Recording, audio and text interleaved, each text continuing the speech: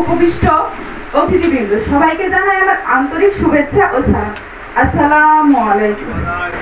তারুণ্যের ভাবনায় আমরা যেন নতুন এক প্রজন্ম, আমরা যেন দুর্নীতি দূরীকরণ একটি দেশ গড়তে পারি, এই ভাবনায় আপনাদের কাছে দোয়া প্রার্থনা করে আপনাদের সহযোগিতার মাধ্যমে আগামী প্রজন্মকে দুর্নীতি মুক্ত একটি দেশ উপহার দিতে পারি। এই জন্য সকলের কাছে দোয়া প্রার্থনা করে আমি আমার সংক্ষিপ্ত বক্তব্য শেষ করছি। আসসালামু আলাইকুম। যে অন্ধের আলো চোখ, জ্ঞানের আলো বই।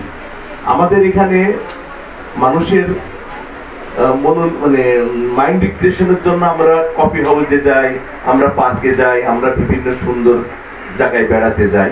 জার্মানের এরকম অনেক জায়গা আছে, পার্ক বা মানুষের সমাগম হয়, সেখানে কিন্তু বই লাইব্রেরি হিসাবে সেলফ সিস্টেম করা আছে, যেখানে বই আছে, সকলে সেখানে বই পড়তে পারে।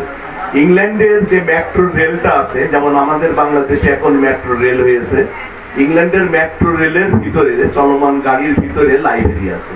একজন চাকরিজীবী তার গন্তব্যে যাবে, 20 থেকে 25 মিনিট সময় লাগে, সে তখন ওই সময়টা বই পড়ে কিল করে এবং আবার যথাস্থানে বইটা ধুয়ে সে তার নির্দিষ্ট স্টেশনে নেমে পড়ে।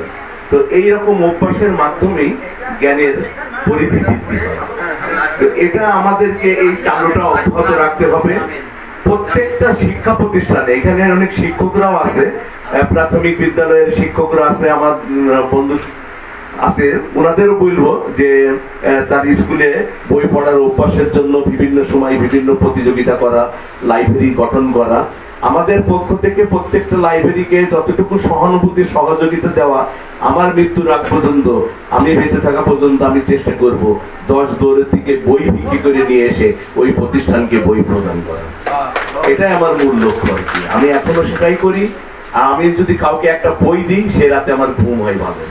আমরা সরাসরি আজ পর্যন্ত তাকে দেখিনি বা তার সাথে কথা হয়নি, এমনকি ভিডিও কলেও কথা হয়নি, শুধু তার বই দেখেছি, যে বইয়ের কিছু কপি। তিনি একজন নামকরা বিখ্যাত সাহিত্যিক, বাংলাদেশ মহিলা সাহিত্য সংসদের তিনি সভানেত্রী সারা বাংলাদেশের, এবং তিনি একসময় সমগ্র বাংলাদেশের শিক্ষা অধিদপ্তরের মহাপরিচালক ছিলেন, ডিজি। এখন তিনি অবসরপ্রাপ্ত। এই মানুষটির নাম বেগম রাজিয়া হুসাইন। ইনি 100-র উপরে ওনার লেখা প্রকাশিত গ্রন্থ আছে। আমরা কিছু কিছু বই আপনাদের আজকে প্যাকেটে দিয়েছি, তার লেখা বই অনেকের ভাগ্যে যেতে পারে। আমাদের আজকের এই অনুষ্ঠানের যিনি আজীবন সদস্য হয়েছেন আসিফ জাহান স্যার, তার জন্য আমরা আমাদের সেই উপদেষ্টার অভিনন্দন স্বরূপ কিছু বই রেখেছি আসিফ জাহানকে দেওয়ার জন্য, এবং আমরা সেই আজীবন সদস্যের পক্ষ থেকে বইটা আমরা তার কাছে তুলে দেবো।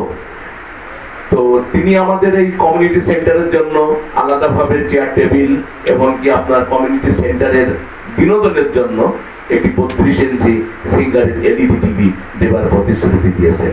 আমরা একটু সংসদে এই মহিলাটির জন্য তালি মেরে তাকে অভিনন্দন জ্ঞাপন করি। তো এইভাবে মানুষের কল্যাণে, মানুষের অনুদানে, আপনাদের সকলের ভালোবাসায় এবং আমাদের সকলের সৃষ্টিকর্তা পরম করুণাময় আল্লাহ তাআলার রহমতের মাধ্যমে এই প্রতিষ্ঠানটি চলছে। আমার স্যার এখানে প্রধান অতিথি হিসেবে আছেন আজকে।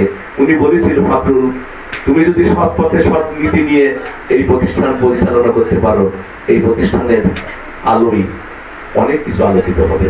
আমি স্যারের সেই কথাটাকে বুকের ভিতরে গেঁথে রেখে, অন্তরে গেঁথে রেখে এই পর্যন্ত পথ চলতে সক্ষম হয়েছি আপনাদেরকে সাথে নিয়ে। আপনারা আছেন, আপনাদের উৎসাহ উদ্দীপনায় আমাদের এই পথ চলা। আল্লাহর কাছে দোয়া রাখবেন, আল্লাহ যেন আমাদেরকে সঠিক পথে এইভাবে শিশুদের সহ কল্যাণ, সমাজের কল্যাণমূলক কর্মকাণ্ড বাস্তবায়নের সেবা করার প্রভু।